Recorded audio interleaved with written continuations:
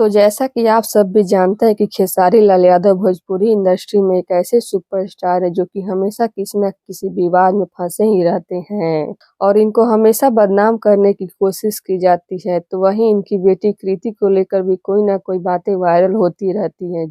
जी हाँ, कई बार तो खेसारी के परिवार वालों को लेकर कई गलत गलत बातें निकालती हैं, जिसको लेकर खेसारी बहुत गुस्सा होते हैं और उसके लिए लड़ाई भी लड़ते हैं। तो वहीं अब खेसारी की बेटी कृति ने अपने पापा को ऐसा क्या बोल दिया ये खेसारी फूट-फूट कर रो पड़े और इसके पीछे की असल बात क्या है, यही हम आप सभी को इस वीडियो में बताने वाले हैं, जिसे जानकर आपके भी होश उड़ जाएंगे। अगर आप सभी जानना चाहते हैं कि कृति क्या बोली है तो हमारे वीडियो के साथ अंत तक बने रहिएगा।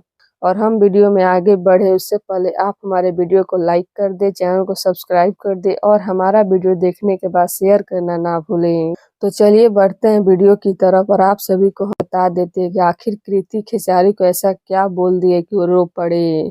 तो जैसा कि आप सब भी जानते हैं खेसारी को लेकर अक्सर कोई ना कोई बातें निकलती रहती है और अब इस पर खेसारी की बेटी से पूछा गया तो कृति बोली कि मेरे पापा बहुत अच्छे हैं और उनको लेकर जितनी भी बातें बोले जाती है वो सब गलत होती है, इसलिए तो आज मेरे पापा इतने बड़े सुपरस्टार हैं। वरना आजकल के लाइफ में इतना बड़ा सुपरस्टार बनना वो भी इतनी जल्दी आसान बात नहीं है, लेकिन मेरे पापा बने और आज इस वजह से लोग उनको नीचा गिराने की कोशिश करते हैं, हमेशा उनको बदनाम करने की कोशिश करते रहते हैं। मेरे पापा के दुश्मन बहुत है इस भोजपुरी इंडस्ट्री में, लेकिन मेरे पापा को कोई हिला नहीं पाया है।